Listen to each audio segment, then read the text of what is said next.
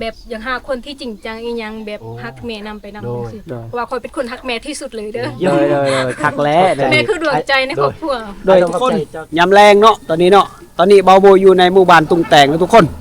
อันนี้ก็จะแม่นหมู่บ้านตุงแตงทางหลังของเบาโมเนาะแต่ว่าตอนนี้ก็คือ5 โมงแรงเด้อทุกคนแต่ว่าเบาโมว่าสิไปอาบน้ำในหมู่บ้านนี้แต่บ่ฮู้ว่าน้ำคุณหรือบ่เพราะว่าช่วงนี้ก็คือช่วงฝนทุกคนแต่ว่าง่ายคือช่วงฝนตกเนาะเป็นฤดูฝนทุกคนนี่ก็จะแม่นบรรยากาศในหมู่บ้านตุงแตงเมืองตะโอยเด้อทุกคนแข่งสารวันบรรยากาศก็สิประมาณนี้ทุกคนแต่ว่าเฮาก็จะไป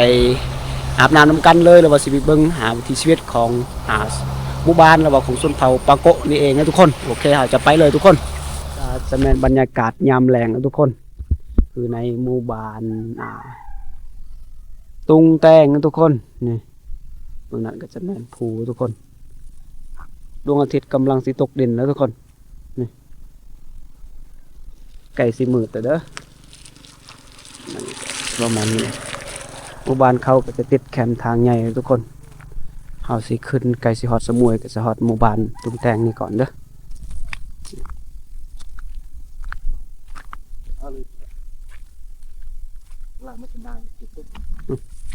มาแต่เห็ดเวียกแล้วทุกคนน่าจะเราว่ามาจากการเฮียนนะทุกคนแต่บ่ฮู้ว่าเป็นภาษาบ้านใดอันนี้ก็จะแม่นเส้นทางที่เราจะไปอาบน้ำนะทุกคนในหมู่บ้านแต่ว่าเฮาก็สิไปอาบน้ำนี่ก็จะเป็นผู้สาวหน่อยทุกคน2 คนว่าผิดลิขสิทธิ์บ่อันแบรนด์ชองบ่เข้ามาไปจบโอ้หน่อเพิ่นเคินทุกคนแล้วแป้งหน่อแป้เก่าไปโอ้สาวบ้านอ่างหงอทุกคนแต่ไม่เนี่ยโจนั่นตะเบียง แต่เบียโอ้แต่เบียมาดู แต่เดี๋ยวทุกคน จะตะเบียงตะเบียง วิ่งไปอย่างเหรอพี่คุณแม่แบนมันของงานงอโอ้บ้านอ่างหงอทุกคนสาวบ้านอ่างหงอเลยนะมาแต่ไม่เนี่ยโจจะรับจ้างไอ้นั่นแล้ว แต่เบียงเด้อเรายัง นอกจากเบียงงานน่ะอ้ายไงจำเบียงนะเป็นนาตัว ต่อเดินแล้วเปิดอยู่บ่ได้ยึงไงก็ไอ้ยอดชมพูอันนี้ก็จะแม่นกำลังเข้ามาแต่สวนทุกคนมาแต่สวนมาแต่ให้ทุกคนนอนนี่ก่อนจะเผาเมื่อติเอาพอดีสาวบ้านงอเพิ่นกำลังท่าญาติพี่น้องเพิ่นมาถ้าเข้ามาหับจักมีบ่คนมาหับช่วงนี้ก็ฝนตกแขกได้กินเลยหากะเซาตกเลยทุกคนยากกันเนาะเอาไปส่งให้ค่อยแดงไปส่งยางเอายางเอาน่ะแต่ว่าสิไปส่งมาใกล้ๆพุ่นยางเอาหนูบ่ว่าแท้บ่สิไปส่งมาไปจะไปถ่ายอยู่บ้านคอยพุ่นมันจอมพูดแท้ไปส่งแท้บ่เขาสิมือเอารถได้รถ2 คันเลย3 คันเลยนี่ผู้สาวใจกล้าว่าให้งานไปส่งให้สิไปส่งอลีนี่ไปส่งเลยเป็นพี่น้องกันบ่อันกี่แล้วแอบใจพี่น้องโอ้เป็นพี่น้องกันนะทุกคนน้องกันเฮาไปบ้านนางอคือบ่เห็นเนาะน่ะไปเลยไปถ่ายบ้านนางอคือบ่เห็นเนาะอันนี้ก็จะแม่นผู้เอื่อยเลยทุกคนไปเฮ็ดเวียกอยู่เวียงเว้ยดูไปบ่อยากเว้ยโอ้100%ยากอีหลีคอยให้เจ้านอนนะอยู่นี่นะเจ้าเมื่อแล้วมันเสี่ยงเลยน้ำกระไรอย่าน้ำห้องน้ำมันยังอีกจังหน่อยคือเบาหมดบ่เคยได้เข้าไปในหมู่บ้านอ่างหงอทุกคนว่าพ่อผู้สาวบ้านอ่างหงอผู้สาวบางงามเลยเข้าไปคุณแม่เจ้าก็งามแล้วจะบ่ปอดผาดปาก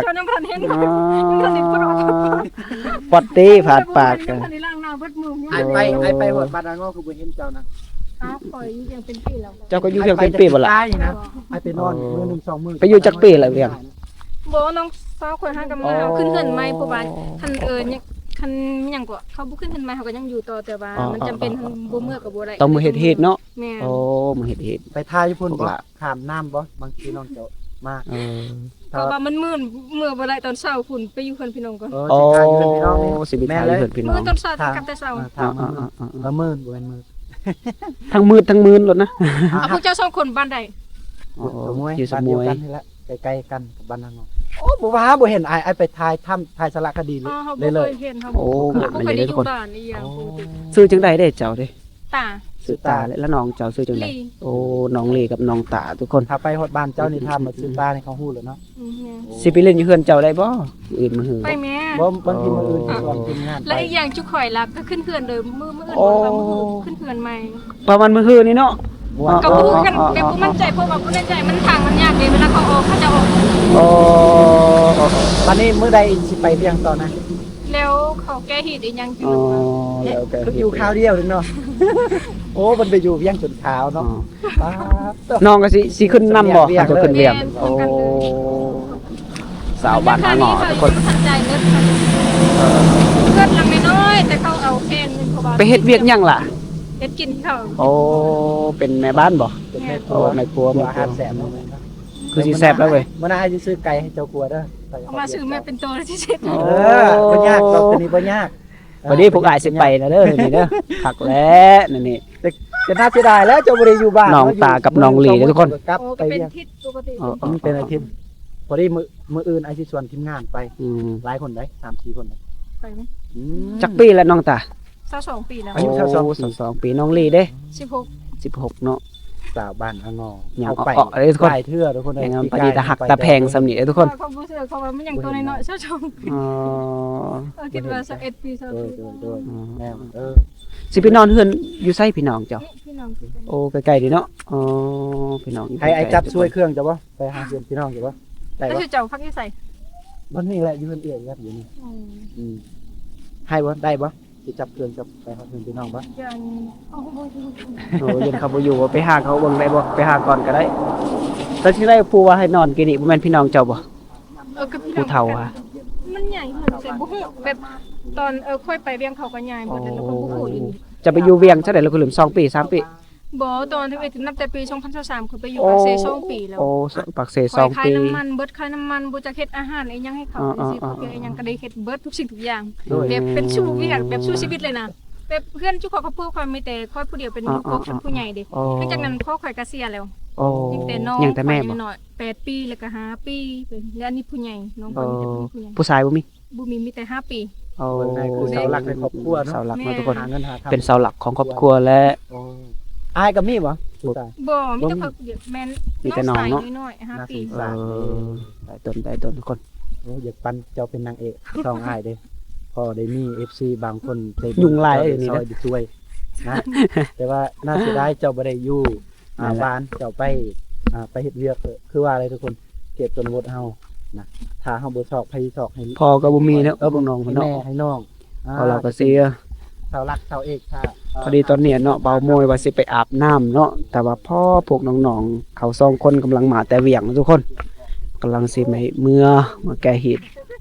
นั่นแหละเพราะว่าสิขึ้นเฮือนใหม่แต่ว่าตอนนี้เบาโมยก็อยู่ในหมู่บ้านตุ้งแตงว่าสิไปอาบน้ำอยู่ลุ่มหั่นแต่ว่ากับพ่อพวกน้องๆ2คนตาหักตาแพงทุกคนนี่ เสื้อผ้าบ่ ทุกคน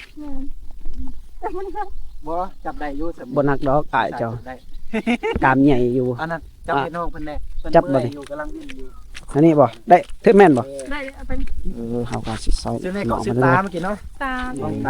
น้องตากับน้องลี อายุ 22กับ16 6บ่ แม่นแหละ 5ปีแม่นบ่ 2010 2010 ค่อย2010 2004เนาะ เอาเท่า16ปีแล้ว เขาก็สิไปส่งพวกน้องๆเขาเลยทุกคน ทำแหละของคนนี้ ยังกำลังกินไปนี่ ท่านได้อาบเลยทุกคน เราสู้แน่ บ่สิไป เอาได้ นี่ ได้ ได้ปะ ได้เอาทุกค พูด น สำเนียงเราสู้แน่เราหลับเราก็เป็นตาเราสู้บ่ นี่มาอันนี้ง่ายกว่าทุกคน เพราะว่าตอนนี้เฮากำลังซวยน้องเขา2คนแล้วทุกคน แต่ว่าน้องเขาไปก่อนเนาะเบาโมยก็หิ้วกระเป๋าเลยทุกคนนี่หิ้วกระเป๋าซอยน้องเขาเลยทุกคนนี่อันนี้ก็จะแม่นหมู่บ้านลุงแต่งนะทุกคนบอกว่าน้ำมวยได้เบาหลายรอบแล้วแต่ว่าสิไปอาบน้ำแต่ว่าต้องไปช่วยน้องเขาก่อนเด้อนี่น้องเขาไปเลยไป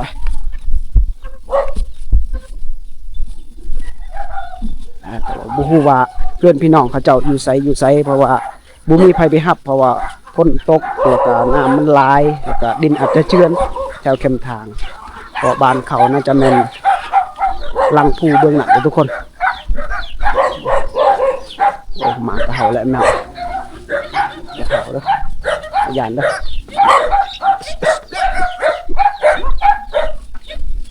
นี่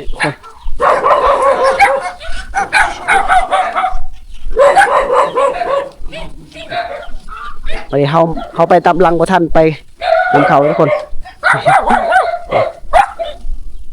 นี่จะมาอยู่พุ่นเด้อเพื่อนพี่น้องของเราโอ้นแต่เส้นทางใหญ่กันเขาลงอยู่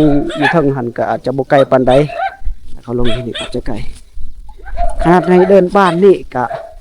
เฮาย่างไปก็อาจยังจะมื่นเด้อทุกคนนี่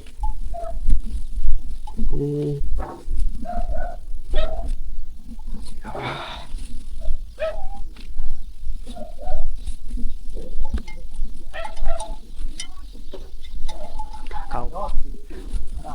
ว้าหอนเลย อยู่บ้านตุ้งแตง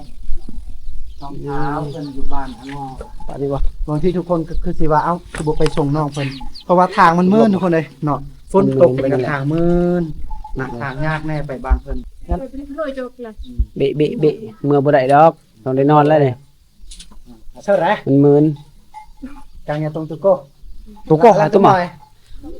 ลุงไหนมันเยอะ เอาขึ้นต่อ เกินต่อทุกคนสวยน้องเขาเด้อน้องลีกับน้องตาบ่แม่นบ่มาเลยน้องลีกับน้องตาทุกคนเอาก็สิขึ้นเลยเนาะเอาขึ้นเลยทุกคนว่าสิไปอาบน้ำแต่ว่าซอยน้องเขาก่อนเด้อโอ้ถอดแม็กแข่งงามไว้ทุกคน จ่ายผลกันตาม ถอดแล้วทุกคนอายุ22ปีแต่เป็นเสาหลักของครอบครัวเนาะน้องเพิ่นก็เลยจำเป็นต้องไปเฮ็ดเวียกหาเงินหาคำเพื่อเลี้ยงครอบครัวแล้วก็พาน้องสาวไปเฮ็ดน้ำทุกคนน้องสาวหาอายุ16 ปี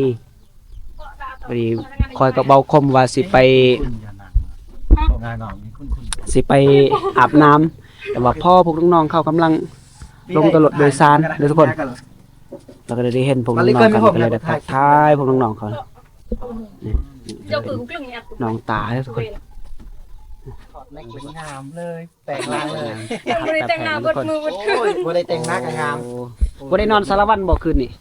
บริโนอนขี่รถไม่มาเลย เหลื่อมทั้งนั้นแล้วมันย้อนแสงหรือว่าใครเลยเวลายันมันสั่น มันสิเหลือมแม่นบ่บ่เหลือมมันลองไทยบ่ แข่งเหลื่อมวะ แข่งแดงเนาะให้น้องนั่งทางนั้นได้บ่ เพิ่นสิเมื่อยบ่จัก ขอโทษเด้อขอโทษเด้อโทษในหนึ่งเด้อ นี่ อ๋อวันนี้คักแล้ววันนี้ สุดท้ายเฮาสองคนเป็นพระเอกอยู่เฮือนเขาโอ้ย น้องตาไหมเลย แม่นชื่อตา ตาน้องลีแม่นบ่ น้องสาวชื่อลี่ น้องลีเนาะทุกคนอ๋อแล้วก็ได้น้องยังแล้วนั่น นี่ก็ดีใจเนาะได้พบไอ้สองคนนี่เนาะเขาประสบการณ์ที่เขามาใส่เครื่องนี่เด้อทุกคนเบิ่งความใจดีของเขาขอบใจ โอ้เฮาก็เข้าใจคือกันเฮา แต่อย่าพบทุกมื้อเด้อยู่บ้านเจ้านี่ เอากลับมาอยู่บ้านค่อยก็ได้ใช่ไหม ได้ชีวิตไทยทอดวิถีชีวิตชาวบ้าน มื้อนี่สิได้ไปละติ ไปเลย ไปเลย ขึ้นมาพร้อมกันเลย ได้ พอดีเขาขึ้นเฮือนเลยเด้อ ว้าว เลยเซต สิไปส่งเลยบ่ โอ้ยสิได้โทรศัพท์เอาไว้อยู่เฮือนก็บ่สิโทรหา มาสดเด้อทุกคนมันแบบเมื่อยๆนะขี่รถเบิดทั้งสองคืนเลยอย่างพูด โอ้ยบ่แต่งกัน อย่า ยาก แต่งกันงามแล้วสินี่ FC เขาบ่ตกใจเขามักชาวลาว แม่น บ้านป่าเขามักแฮงเขาบ่มักแบบแต่งหน้าลูลา ความ คือ มื สาว อใบปล่อยแห่งพอดีนักกว่านี้เลย แต่ว่าเส้นทางบ้านนางอนี่ค่อยไปสองเถื่อ แม่น ยากเลย แม่ฝนตกส่วนนี้คือสิแม่นบางคันคนบ่ลึงแบบบ่ค่อยไปมันยากทาง คอยนะคอยยันลมแล้วคอย บ่ลึงปานใด ไปได้อยู่บ้านเพิ่น แต่ว่าใครแน่รถของคอยยางน้ำเลย แม่ใส่ยางดุมยางน้ำทุกคนคือสิเคย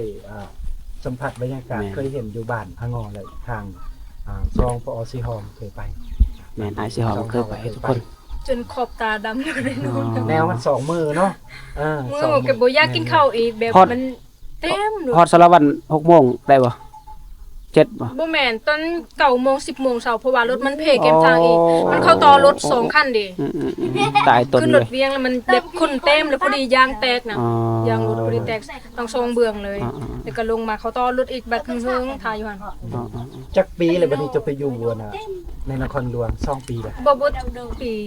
ปีปลายนี่แหละ ปีปลายเนาะ แม่นเพราะว่าตอนปี2023แล้วก็ไปเฮ็ดเวียกอยู่ปากเซขายน้ำมันเป็น อ๋อ คนจน ปากเซ ฮอด ก็อยู่ ปี อ๋อ 2014แล้วเริ่มปี2025แล้วก็ลงเวียงเลย ลงเวียง ก เนาะ ลับมาตอน อืม เลี้ยงเลยโอ้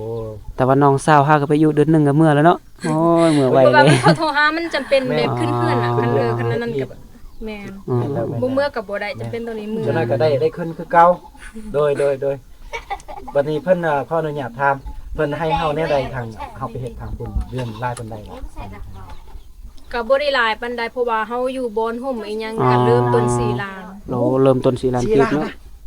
แม่นตามเฮาเฮ็ดเวียกเพราะว่าคันเฮาบ่พักเฮาดุเฮาขยันเป็นจังซี่น่ะ อ๋อ โดย เฮาก็ได้หลายมีเงินขยันบ่มีเงินติบบางเทื่อแขกเขาใจดีเขาให้เงินติบให้เฮาแน่แล้วเงินค่าซักเคออีหยังเขาก็ให้ โดย คนใจดีส่วนหลายเขาให้ติบ200,000มื้อละแสนก็มีเป็นจังซี่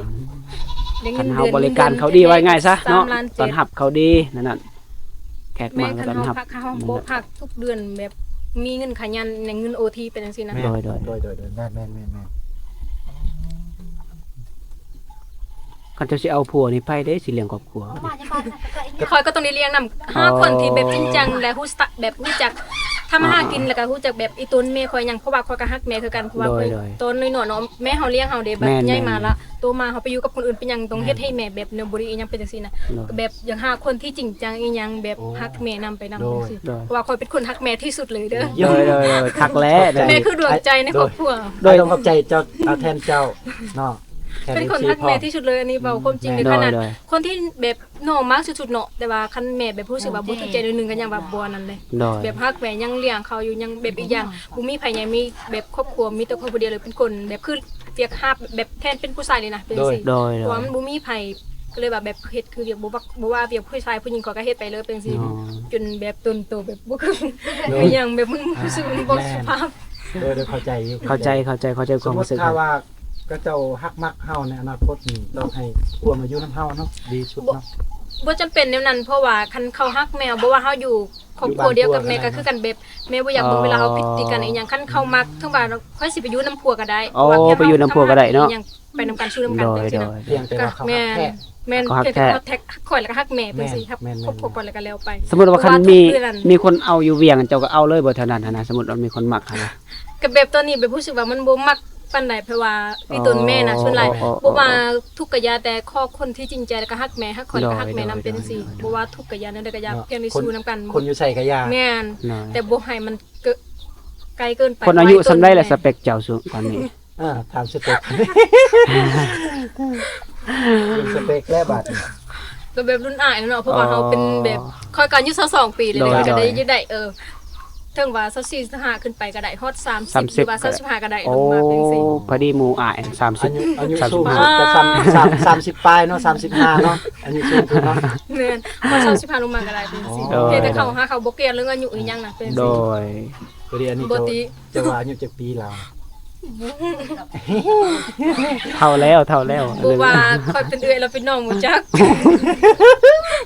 ดีใจเลยเจ้าเลย โอ้ยดีใจเว้ย ก็แท้คือแบบ เขาบอก เฮาบ่ฮู้เด้ โดย อีกอย่างสุขภาพเฮามันบ่ได้คือกันผู้เป็นน้องแต่ว่าเฮาบ่สบายอีหยังคือคอยเนาะปกติแบบอายุเฮาซำนี้ชนหลายเบิ่งไปในเมืองแล้วเบิ่งเขาคือว่ากว่าเด็กน้อยแบบคอยแต่ว่าคอยเป็นคนมักแบบเจ็บกระเพาะอีหยังตอนนั้นน่ะเรื่อยๆไปจังซี่ อาจจะ ก็ เจ็บ เลย นะ แบบมันลงแม่นแบบผิวคนนี่หยังแบบซื่อโซ่ไม่หยังเป็นเบิดเป็นจังซี่นะก็เลยแบบหน้าตากับมันสูงเบิดไปหมดเป็นจังซี่แล้วเพราะว่าสุขภาพมันบ่ดีปานใดเป็นจังซี่ งามแล้ว สำนี้นี่งามแล้ว ถึงสเปค แต่ว่าปีนี้ใครแน่ละเด้อถือว่าเจ็บแต่พ่อได้เลี้ยงแม่แน่เป็นจังซี่ โอ้ย มีเงินอีหยังมีเงินเดือนเอาก็ส่งให้แม่พร้อม แต่ละเดือนก็ได้ส่งเนาะหรือว่า แม่นได้ส่งเพราะว่าเขาเฮ็ดเฮือนอันนี้จ่ายส่วนให้เขาแล้วก็โอนเลย10ล้านบ่มี10ล้านก็โอนเลย10ล้านยังเหลือ แต่โอนเอาแล้วนะ โอ้ย แม่น แต่ เพราะ ว่า ว่า ผู้หญิงที่สู้ชีวิตเลย ให้ คน แม่สบายใจแบบ หน่อย พอมีเงินอยู่อีหยังเป็นสิเพราะว่ามันใหญ่แล้วถึงว่าคันบ่มีไผเอาแล้วก็แล้ว อันนี้มันบ่ว่าหยัง โอ้ย บ่อดดอกคนเอาคันผู้หญิงแบบนี้ต้องอดว่าความจริง เจ้า25คือ เขา25แบบนี้แหละ บ่ได้ แม่น อันนี้ก็ เลยขอบใจเด้อ โดยขอบใจ FC ผู้ใดเห็นก็มาถามนี่เด้อเพราะว่าขอบใจเลย2คนอ้าย2คนเขาเจ้าเนาะเพราะว่าเขาเป็นคนใจดีเด้อมาซอยข่อยเขาเห็นข่อยลงมาฮอดนี่แหละแล้วเขาซอยเครื่องว่าทั้งที่แบบคันเข้าบ่ซอยก็สิบ่ร้อนเครื่องบางเลยได้นะขอบใจเลยอ้าย2คนนี้เด้อ โดยขอบใจ ขอบใจคือกัน ผู้ใดเห็นเพจเขาเจ้าเราติดตามนี่เด้อ โอ้ยขอบใจดี ครับ โบ่เตี้ย อ๋อพอดี สำนี้แหล้วพอดีตะหัก ซื้อคมเผากระโดเนาะเจ้าเป็นชนเผ่าอีหยังก็ปะโกะบ่ แม่น อ๋อ คนพาปก ชนเผ่าปะโกะอยู่บ้านนางอเมืองโตยคนเฮาชนเผ่ากระโดอยู่เมืองสมุยมีกระโดมีกันในมีปะโกะอีหยังอยู่สมุยเพิ่นเข้าใจกันดีทุกอย่างปากเว้าคือกันเลยทุกคน แม่น วัฒนธรรมก็คล้ายคือกันเลยทุกอย่างเลยประมาณนี้เข้าใจดีอยู่โอ้ส่วนรายผู้หญิงเขตชนบทนี่ส่วนน้อยคือเป็นน้องเนี่ยแบบสู้ซี่ค่าเงินหาคำเหมือนกับผู้ชายเลยว่าซั่นซะเนาะ ลิ้นล้นไว้ไงซะ เสาหลักให้ครอบครัวหรือว่าให้แม่ให้น้องอันนี้ล่างแล้วเลี้ยงแม่เลี้ยงน้องนี่หายากแล้วถ้าผู้ชายได้คือน้องนี่หายากแต่ว่าน้องนี่โอ้ยสุดยอด เก่งแล้วสำนี้ บางที่ก็หลายคนใฝ่ฝันอยากได้คือ จำ น้อง เป็นเพราะว่ามันบ่มีไผหาอหยัง โอ้ มันก็จำเป็น พอดีตอนนี้ก็ใครแน่พาน้องไปนำเนาะช่วยเนาะ ใครแน่เราใหญ่แล้ว แล้วก็ฝากติดตามเพจของหายกันเด้อ FC เบิร์ดทางทุกคนนะติดตามอ้าย2คนนี่เด้อเขาเจ้าเป็นคนใจดีเด้อ ขอบใจ ผู้ใดเห็นเพจเขาเจ้าเราติดตามให้แด้ คนอยู่ใส่ได้อยู่เรียงให้ก็ติดตามแน่เนาะ เบิร์ดทุกโลกกัน เดี๋ยวเจ้ากดแชร์แล้วทีมงานเจ้าเรือว่าหมู่เจ้าสิขึ้นกับเจ้าสิเห็นแน่ แม่น พระเจ้าสิส้มเสยเจ้าแล้วว่าโอ้ยเพิ่นสู่ชีวิตแล้วก็ไปฮอดจอดถึงฮอดบ้านฮอดแม่พี่น้องเพิ่นอีก แม่อันนี้เว้าความจริงเลยจนแบบบ่มีแฟนเบิดหลายคนเขาถามเนาะเป็นหยังเจ้าบ่ยันถ้าเอาหยังบ่เพราะว่าเจ้าเป็นหยังคือบ่อยากมีแฟนอีหยังสิมีแฟนแนวใดเพราะว่าเฮาไอ้ต้นแม่สุดแบบคันเฮาบ่หาคันเฮาสิมีแฟนไปก่อนจังว่ามันยันถึกมีหยังก่อนแล้วก็มันยากอีกเห็นหลายคนแล้วเป็นไปบ่ได้แล้วก็ยุ่งยากอีกก็เลยว่าอย่าแหละสู้ไปก่อนคันบ่มีไผเอาแล้วก็แล้วไป โอ้ยบึดดอกคนเอาตั้งอึด ต้องหาเงินไปก่อนเพราะว่าทุกสิ่งทุกอย่างมีแต่ใส่เงินเบิดทุกสมัยนี้เนาะเพราะว่าคันบ่มีเงินก็คือสิอยู่บ่รอดแล้ว แม่น เพราะว่าต้องมีเงินติดตัวบ่ว่าหาคนใดก็อย่าหาแบบแล้วก็ต่อไปอยากหาคนที่จริงใจแล้วก็รู้จักทำมาหากินเนี่ยเด้อคนมักเว้าคือข่อยนี่เลยคนมักปากมักเว้าแล้วก็หาเงินเก่งอีกทำถึงว่าทุกแนวใดก็อย่าแต่ไปสู่นํกันเลย อันนี้มักสุด ทุกบ่จะ โดยสมมุติถ้า FC ก็เจ้าอยากไปฮอดเพื่อนเจ้าก็ไปได้บ่ ไปได้อุปยัง ยินดีต้อนรับเนาะ โดยยินดีต้อนรับมีหยังก็กินนํกันเบิ่งนํกันเลย โดย เพราะว่าครอบครัวข่อยมันบ่แบบบ่คือแบบบ่ปากบ่ตีอีหยังนะคันแม่ข่อยเราเป็นคนมักปากคือกันคือข่อยเลย แต่เสียดายพ่อข่อยเสียคันพ่อข่อยบ่เสียแฮงหนักกว่าข่อยเลยแบบเป็นคนมักปากที่สุดมีหมู่แบบบ่ว่าอยู่ไสเราก็ฮู้จักเบิดเพราะว่าเราเป็นคนมักเว้าอีหยังเป็นคนใจดีกับคนอื่นอันนี้บ่ยองพอแต่ว่าเราเสียแล้วตอนนี้แต่เราเป็นคนใจดีผู้ใดก็ฮู้จักเบิดทั้งเมืองทั้งแขงฮอดนครหลวงเวียงจันทน์ เราเป็นในบ้านบ่ ไผ พอจะเป็นในบ้านบ่ตะกี้ เป็นทั้งเป็นในบ้านแล้วตอนนั้นเราเป็นอสบไปรวมเราไปเรียนโฮสเตลเลยได้ อ๋อ แต่พอยังน้อยๆตอนค่อยเรียนปฐมแม่นตอนเรียนป .1 ป .2 เราก็ไปเรียนแล้ว อ๋อ เป็นสิ แต่ว่าเรา ปี2000 โดยขออนุญาตถามเนาะเราเสียพี่ใดเนาะเรา ปี เสีย ไม่ไม้อายุ30ปลายปี2021นี้ โอ้ก็บ่ได้ดนนะทุกคน แม่นเฮาก็5ปีตีวิทย์แม่น โดยแม่นแหละ ปี2021มันเริ่มเป็นโดนแล้วตอนนั้นนับแต่แบบหลากหลายคนแล้วเขาฮู้จักเราเป็นคนหาเงินเก่งอีหยังแล้วก็เริ่มแล้วมันเป็นแล้วแต่เฮาบ่ฮู้ว่ามันเป็นหยังเป็นสิ เป็นสาเหตุนั่นแหละเนาะ อาจจะแม่นเพราะว่าทางเขตสุภาพฮู้ดีเรื่องนี้เนาะ แม่นเพราะว่ามันเราไปทั้งนั้นก็ทั่วทั้งนั้นก็ทั่วเป็นสินะ อืม ทางภาคเหนือภาคกลางเป็นสิ แม่นและอสบนี่เข้าไปพึกเนาะ แม่น เข้าไปทั่วเล แล้ ยว เราทั้งไปกับคนต่างประเทศเขามักให้เงินอีหยังเป็นสิเราจนได้ลดอีกอย่างทั้งที่บ่มีหยังนะเป็นสิแล้วเขาฮู้จักลายก็เลยบ่ฮู้จักมันฮอดตอนได้เราเป็นสุดท้ายเราเป็นจนแบบตั้งแต่ปี2019ที่บ่เราเริ่มเป็นเฮายังเรียนอยู่แต่พอดีเราบักโดนๆจนบ่จักสิเว้าหาเงินบ่เป็นอีหยังปี2021เราก็เลยไปเลย เนาะ เอามื้อหน้าอาจสิพยายามไปฮอดจอดถึงบ้านเจ้าช่วงที่เจ้ายังอยู่นี่ล่ะประมาณวันที่ใดล่ะเจ้าสิกลับไป แม่นแหละ ก็ยังบ่ฮู้เถื่อเพราะว่าอย่างเนาะมันเป็นฝนตกแนวนี้แล้วเฮายังซอยเวียกแม่อยู่ โอ้ แม่น กะว่าน่าจะเดือนหน้าเนาะตอนนี้ก็วันที่20อ่ะเฮ้ย10ปลาย 17แม่นแหละ17 ประมาณคันไว้ชุดกับเสาไปนี่แหละเพราะว่าอยากไปเฮ็ดเงินไว้ไปหาเงินไว้แล้วก็อยากส่งให้เขาเพราะว่าเฮานี่ค่าเฮือนเด้เฮาเฮ็ดเฮือนยังบ่ทันจ่ายเบิดให้เขาเป็นสิไปอาบน้ำแล้วได้แล้ว โอเคเดี๋ยวเอาทุกคนสำหรับมื้อนี้เฮาได้มาช่วยน้องเพิ่นซื้อหยังก่อนล่ะ ตา สบายดีทุกคน โอ้ ตอนนี้ก็ พอเบามือคือเก่าเนาะตอนหลังจากที่เบามวยว่าสิไปอาบน้ำกับเบาคมทุกคน